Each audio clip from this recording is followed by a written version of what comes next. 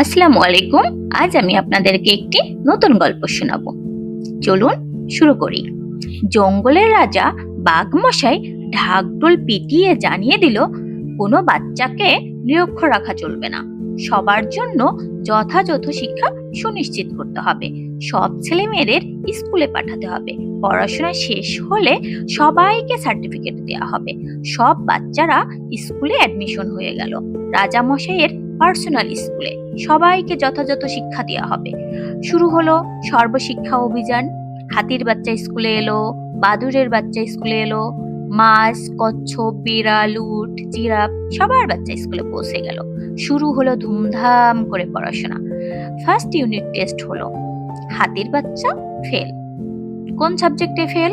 হাতি এসে প্রশ্ন করলো। গাছে ওঠা সাবজেক্টে ফেল করেছে। হাতি পড়লো মহা চিন্তায়, তার ছেলে ফেল, এটা কোনোভাবেই মেনে নেওয়া যাবে না। শুরু হলো খোঁজাখুঁজি। ভালো টিউটর পেতেই হবে।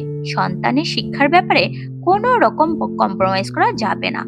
হাতির এখন একটাই টেনশন, যেভাবেই হোক ছেলেকে গাছে চড়া শেখাতেই হবে। গাছে ওঠা সাবজেক্টে টপার করে তুলতেই হবে। ফার্স্ট সেশন অতিক্রান্ত। ফাইনাল রেজাল্ট আউট হলো। দেখা গেল হাতি, উট, জিরাফ, মাছ সবার বাচ্চা ফেল। বাদরের বাচ্চা টপার হয়ে গেছে। প্রকাশ্য মঞ্চে বিভিন্ন গেস্টদের আমন্ত্রণ করা হলো। বিরাট অনুষ্ঠানের আয়োজন করা হলো। সেখানে টপার হিসেবে বান্দরের বাচ্চার গলায় মেডেল পরিয়ে দেওয়া হলো। বান্দর আনন্দে আত্মহারা, তার ছেলে টপার হয়েছে। এই গাছ থেকে সেই গাছে কি যে আনন্দ, ভীষণ লাফালাফি করে চলেছে। চূড়ান্ত অপমানিত হয়ে হাতি, উট, জিরাফ নিজ নিজ সন্তানকে দারুণ পিটুনি দিল। এত টিউশন, এত খরচ, এরপরও চূড়ান্ত অসম্মান, তারা মেনে নিতে পারলো না। ফাঁকিবাজ, এত চেষ্টা করেও তোর দ্বারা গাছে চড়া সম্ভব হলো না। নিকসমা কোথাকার, শেখ বান্দরের বাচ্চার কাছ থেকে শিক্ষা নে কিভাবে গাছে চড়তে হয়। ফেল কিন্তু মাছের ছেলেও করছে। সে আবার প্রত্যেক সাবজেক্টে ফেল করেছে, কেবলমাত্র সাঁতার কাটা ছাড়া। প্রিন্সিপাল বলল, আপনার সন্তানের অ্যাটেন্ডেন্স প্রবলেম, 5 মিনিটের বেশি ক্লাসে থাকতেই পারে না। মাছ নিজের সন্তানের দিকে ক্রোধান্বিত হয়ে তাকিয়ে রইল। বাচ্চা বলে, মা গো, দম নিতে পারি না, ভীষণ কষ্ট হয়। আমার জন্য জলের মধ্যে কোনো স্কুল দেখলে হতো না? মাছ বলে, চুপ কর বেয়াদব, এত ভালো স্কুল আর কোথাও খুঁজে পাবি না। পড়াশোনায় মন দে, স্কুল নিয়ে তোকে ভাবতে হবে না। হাতি, উট, জিরাফ নিজের নিজের ফেলিওর বাচ্চাকে পিটুনি দিতে দিতে বাড়ি ফিরে চলল। প্রতিমধ্যে বুড়ো খেকশিয়ালের সঙ্গে দেখা। শিয়াল বলে, আহা, তোমার মারো কেন ছোট ছোট বাচ্চাদের?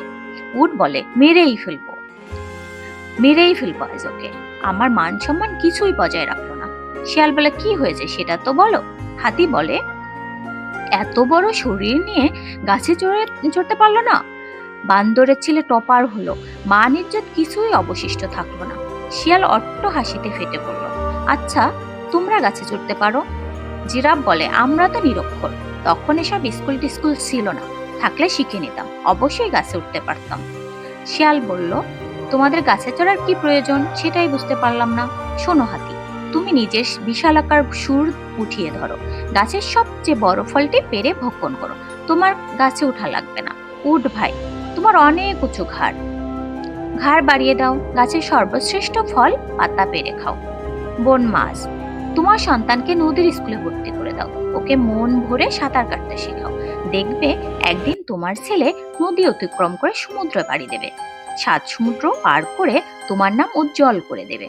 ওকে রাজার স্কুলে মোটেও পাঠিও না, ও মারা যাবে। প্রিয় অভিভাবক বিন্দু, মনে রাখতে হবে, শিক্ষা আপনার সন্তানের জন্য, শিক্ষার জন্য আপনার সন্তান না। আমাদের মহান সৃষ্টিকর্তা প্রত্যেক শিশুর মধ্যে কিছু না কিছু স্পেশালিটি দিয়েই পাঠিয়েছেন। আমাদের দায়িত্ব হলো সেটা খুঁজে বের করা, তাকে সঠিক পথ দেখিয়ে দেওয়া। তাহলেই দেখবেন সে নিজেই নিজের গন্তব্য খুঁজে নেবে। হাতির বাচ্চাকে জোর করে গাছে চড়াতে যাবেন না।